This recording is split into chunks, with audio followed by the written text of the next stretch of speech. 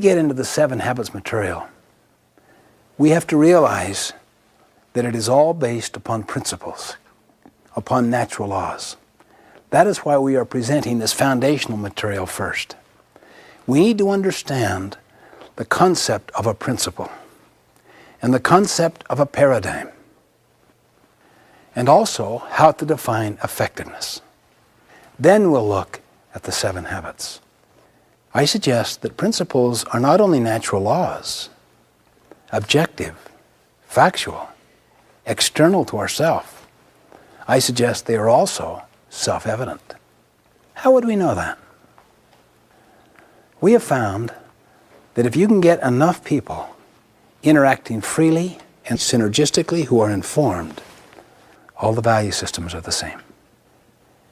We find that regardless of one's background, religion, culture, nationality, race, gender, regardless of the level in the organization, regardless of the industry or the profession, the same underlying values are universal. They represent what we could call principles. There is consensus that surrounds them, such as integrity, service, contribution, the growth and development of people, kindness, how you treat people, dignity, fairness. These are universals. Every one of the habits represents a principle, a fundamental natural law that is self-evident. Now, let me just give an illustration of the difference between a social value and principles. It was a dark and stormy night.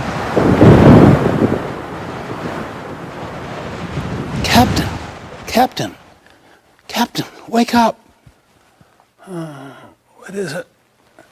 Sorry to awaken you, sir, but we have a serious problem. And we've tried to solve it and can't. What's the problem? There's a ship in our sea lane about 20 miles away that refuses to move. Well, what do you mean they refuse? Just tell them to move. We have, sir. That's the problem. They won't respond. I'll tell them. The signal goes out. Move starboard 20 degrees. The signal comes back. Move starboard 20 degrees yourself. What arrogance. Who is this guy? He doesn't know who I am. Let him know a captain is giving the command. The signal goes out. This is Captain Horatio Hornblower, the 16th. Move starboard 20 degrees at once. The signal comes back. This is Seaman Carl Jones, the 3rd. Move starboard 20 degrees at once yourself. This is a command. A seaman commanding me, a captain. I can't believe this. What is going on? Let them know who I am. We're a battleship. We could just blow them out. The signal goes out. This is the mighty Missouri, flagship of the 7th Fleet. Signal returns. This is the lighthouse.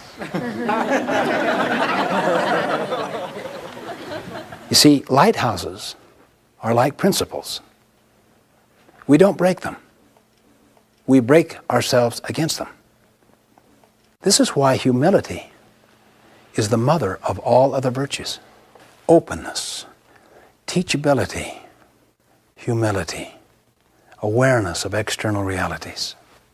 If you can cultivate that and apply it with other people, you'll change the whole nature of the culture. It'll become a principle-centered culture, not one driven by social values. I had a friend of mine who said, our company is value-driven. I said, every company is value-driven. Hitler was value-driven.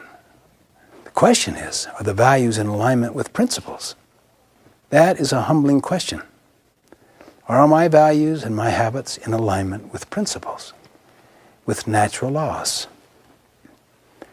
Now, when principles and values are aligned, then you could use the words interchangeably. You could call it values or principles. It would make no difference.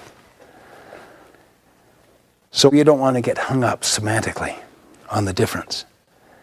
But if they are not aligned, then it's better to see what the principle is and what the established value is, and then work here to align it.